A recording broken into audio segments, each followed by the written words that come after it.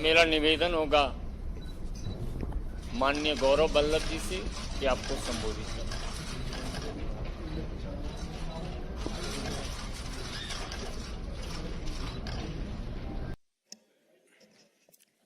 आदरणीय विनोद तावड़े साहब, संजय मयूख जी, मंच पर मेरे साथ विराजे हुए अनिल जी, उपेंद्र जी और आप सभी पत्रकार साथियों को मेरा सादर नमस्कार और प्रणाम।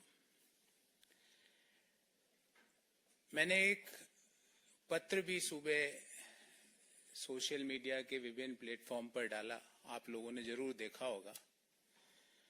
और उस पत्र में मैंने अपने दिल की सारी व्यथाएं, इश्यूज जो मैं समय समय पर कांग्रेस पार्टी की लीडरशिप को अवगत भी कराता था, वो मैंने सारे उसमें लिख दिए। उसके अलावा मुझे कुछ नहीं कहना। मेरा दृष्टिकोण शुरू से यह रहा है कि भगवान श्री राम का मंदिर बने, न्योता मिले और हम न्योते को कांग्रेस पार्टी लिख के भेजे कि हम नहीं जाएंगे, मैं इसे स्वीकार नहीं कर सकता। देश में मैं अर्थशास्त्र का विद्यार्थी हूं, बड़े समय तक अर्थशास्त्र और वित्त देश के प्रतिष्ठित संस्थाओं में पढ़ाया भी है मैंने। सुबह से शाम वेल्थ क्रिएटर्स को गाली, उन नीतियों को गाली, निजीकरण, उदारीकरण, वैश्वीकरण, जो पूरी दुनिया मानती है कि जो डॉक्टर मनमोहन सिंह जी और पीवी नरसिम्हा राव जी की सरकार ने किया, उन नीतियों को गाली। कोई बिजनेस करे उसको गाली, कोई विनिवेश में पार्टिसिपेट करे उसको गाली, एयर इंडिया कोई कंपनी खरीदे तो वो गलत। तो मुझे लगता है कि कहीं ना कहीं जो नीतियां हैं और जो इश्यूज हैं उसको कांग्रेस पार्टी टैकल करने में कहीं ना कहीं बड़े गैप उसके अंदर आ रहे हैं। और मैंने अपनी चिट्ठी में भी यही लिखा। और मैंने प्रमुख कारण यह बताया कि मेरे में इतनी ताकत नहीं है कि मैं सुबह से शाम बैठकर वेल्थ क्रिएटर्स को गाली देता फिरूं, मैं नहीं दे सकता। मेरे में इतनी ताकत नहीं है कि जब सनातन धर्म के ऊपर सवाल उठाए और मैं चुपचाप बैठ जाऊं, मेरे से नहीं होगा।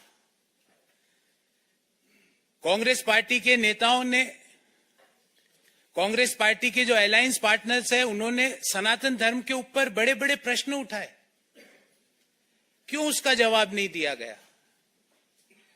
एक इश्यू तो आप छोड़ नहीं सकते ना, उस इश्यू को तो आपको जवाब तो देना पड़ेगा। मैंने सारे विस्तार से ये सारी बातें इस चिट्ठी में लिखी है।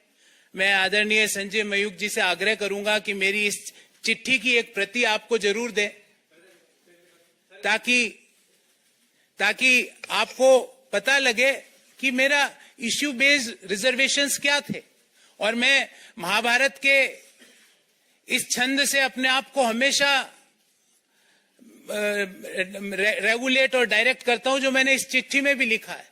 धर्म एवं हतो हंति धर्मो रक्षति रक्षित, तस्य धर्मो न हंतव्यो मा नो धर्मो हतो वधित। अर्थात धर्म के मामले में आप चुप्पी साध लो, जो गालियां दे रहे हैं सनातन को आप चुप्पी साध लेते हो, वेल्थ क्रिएटर्स को जो गाली दे रहा है आप चुप्पी साध लेते हो, और उल्टा गालियां दे रहे हो। देश में वेल्थ क्रिएशन जुर्म नहीं हो सकता। देश में जो नीतियां उदारीकरण की, निजीकरण की, वैश्वीकरण की नीतियां हैं, वो गलत नहीं हो सकती। आज आप इसलिए उन चीजों को गलत बोलते हो क्योंकि वो एक ऐसे व्यक्ति उन चीजों को आगे लेके जा रहा है जिनको आपको सुबह से शाम गाली देनी है। मैंने कम से कम 300-400 प्रेस वार्ताएं करी है साथियों, आपने भी कहीं ना कहीं मुझे जरूर देखा होगा। मैंने इश्यू बेस्ड रिजर्वेशंस पे बात करी है, व्यक्ति परक्ष आरोप आलोचनाएं नहीं करी है। व्यक्तियों के बारे में राजनीतिक पार्टियों पे आक्षेप नहीं होते। राजनीतिक पार्टियां आइडियोलॉजीज पर आधारित होती है, और जो आइडियोलॉजीज पर मैं ये सोच के कांग्रेस पार्टी, जिस आइडियोलॉजी को सोच के मैंने ज्वाइन किया था कि नए आइडियाज का, इंटेलेक्चुअल आइडियाज का, नए सोच का वहां पर सम्मान होगा, पर नए सोच का, नए आइडियाज का, नए लोगों को सम्मान छोड़ के क्रश करने की प्रक्रिया भारत को आगे नहीं ले जा सकती।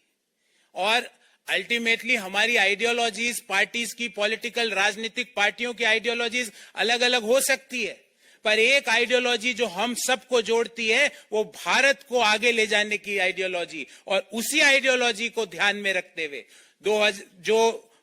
विकसित भारत की जो संकल्पना है उसको आगे ले जाने के लिए जो आइडियोलॉजी ने मुझे आकर्षित किया, और मैंने आज भारतीय जनता पार्टी ज्वाइन करी। मुझे उम्मीद है मैं अपनी योग्यता का, अपने ज्ञान का, अपनी समझ का प्रयोग भारत को आगे ले जाने में जरूर भारतीय जनता पार्टी के माध्यम से कर पाऊंगा।